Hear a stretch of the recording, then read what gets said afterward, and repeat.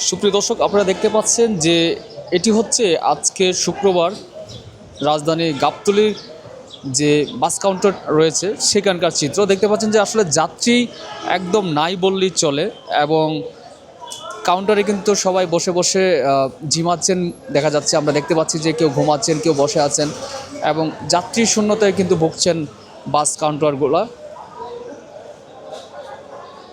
আজকে আর একটু জানিয়ে রাখি যে সকাল থেকে কিন্তু আসলে বৃষ্টি হয়েছে। বৃষ্টি হওয়ার কারণে অনেকেই যারা বের হওয়ার কথা ছিল হয়তো বৃষ্টিতে দেখে একটু ধীরে সুস্থে আপনার ঘর থেকে বের হচ্ছেন, এবং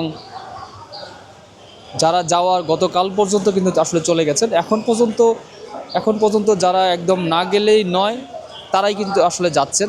আর যারা, কারণ আমরা জানি যে ঈদে কিন্তু একটা লম্বা ছুটি এসেছে, সেই ছুটির কারণে কিন্তু আসলে অনেকেই আগে থেকেই চলে গেছেন। সবাই ভেবেছিলেন যে শুক্রবারই ঈদ হবে, কিন্তু যেহেতু শুক্রবার ঈদ হয়নি তার কারণে কিন্তু আসলে এখন কাউন্টারগুলো কিন্তু পুরাই ফাঁকা দেখা যাচ্ছে। আপনারা দেখতে পাই কোনো কাউন্টার কিন্তু আসলে বন্ধ রয়েছে, কারণ তাদের হয়তো বা পরিবহন সংকট বলেন বা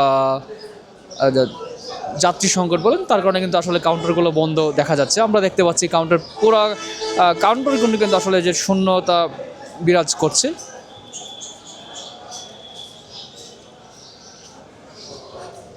দর্শক, এই ছিল গাবতলী বাস কাউন্টারের আজকের চিত্র। সবাই ভালো থাকবেন, সুস্থ থাকবেন।